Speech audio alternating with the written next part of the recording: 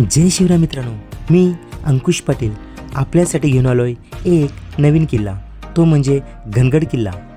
मित्रांनो, घनगड किल्ला हा पुणे जिल्ह्यात लोणावळा येथे आहे। ह्या किल्ल्याबद्दल संपूर्ण माहिती मी आपणास पुढे देत आहे। घनगड किल्ला कसं यायचं आणि येथे किती खर्च होईल ह्याबद्दल संपूर्ण माहिती मी आपणास पुढे देतो। माझा प्रवास दादरहून होता। मी दादरहून रात्री 11:31ची खोपोली ट्रेन पकडली होती। ह्या ट्रेनचं एक व्यक्तीचं तिकीट सिंगल 30 रुपये प्रमाणे आहे। आम्हाला दादर ते खोपोली पोचायला 3 तास लागले। आम्ही रात्री 2:30 वाजता खोपोली येथे पोचलो होतो। खोपोली येथून आम्ही इको बुक केली होती। ह्या इकोचं 3,500 रुपये येऊन जाऊन भाडं होतं। आम्ही मित्र 9 जण होतो। आम्ही घनगड किल्ल्याच्या पायथ्याशी सकाळी 4:20 वाजता पोचलो होतो। घनगड किल्ल्यावरून सकाळचा देखावा हा भन्नाट होता। ह्या किल्ल्यावर मध्ये अशी लोखंडी शिडी लावलेली आहे। ह्या शिडीच्या मार्गाने आपल्याला वर जाता येते। ह्या किल्ल्यावर पाण्याचे 4-5 टाके आहेत, परंतु मित्रांनो, ह्या टाक्यामध्ये पाणी पिण्यायोग्य तरी नाही। आपण येताना सोबत पाणी नक्की आणावे। मित्रांनो, घनगड किल्ल्याबद्दल थोडीशी माहिती मी आपणास पुढे सांगत आहे। घनगड किल्ला हा पुणे जिल्ह्यातील एक मध्यम ट्रेकिंगचा गिरिदुर्ग असून तो मुळशीच्या पश्चिमेकडील कोरबारस मावळ भागात येतो। मित्रांनो, घनगड किल्ल्याची उंची ही 3,155 फूट आहे। लोणावळ्यापासून भांबर्डे व त्यानंतर एकोले गाव लागते। या गावी घनगड किल्ला हा अगदी मध्यभागी आहे। या गडाचे प्रथम प्रवेशद्वार आजही अस्तित्व टिकून आहे। प्रवेशद्वारातून जेव्हा आपण आत याल तेव्हा आपल्या नजरेस एक भुयारी टाकं दिसेल।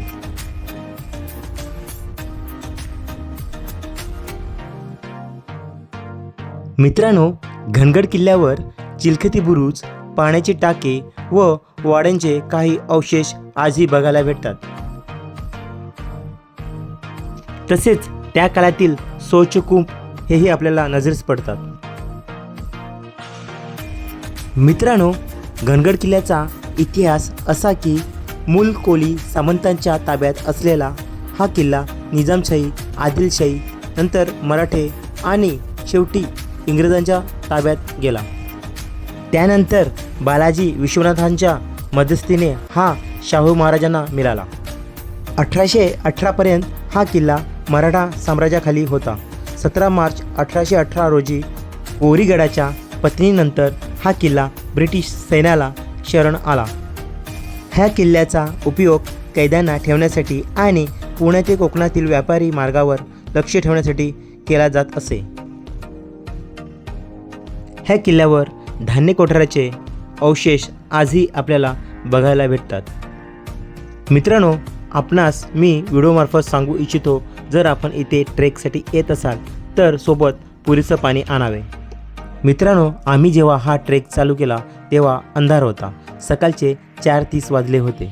घनगड ट्रेकसाठी आम्हास 45 मिनिट एवढा कालावधी लागला।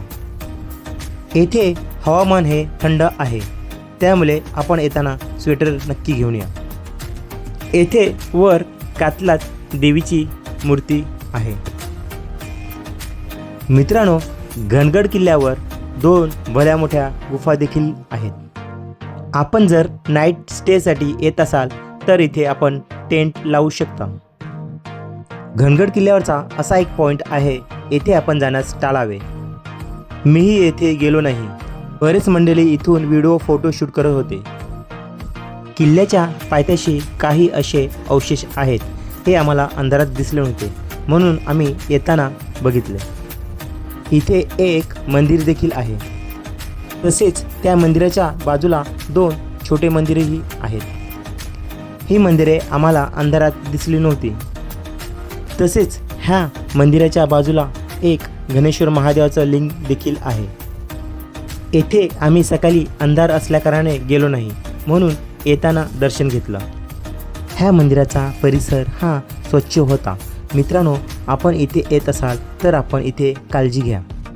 ह्या मंदिराच्या बाजूस काही विरगळही ठेवलेल्या आहेत। मित्रांनो, घनगड किल्ल्याबद्दल मी दिलेली माहिती आपणास आवडली तर माझ्या व्हिडिओला लाईक, शेअर, कमेंट्स नक्की करा.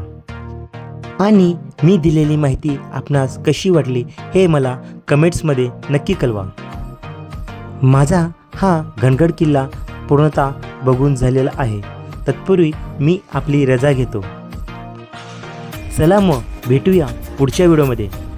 धन्यवाद.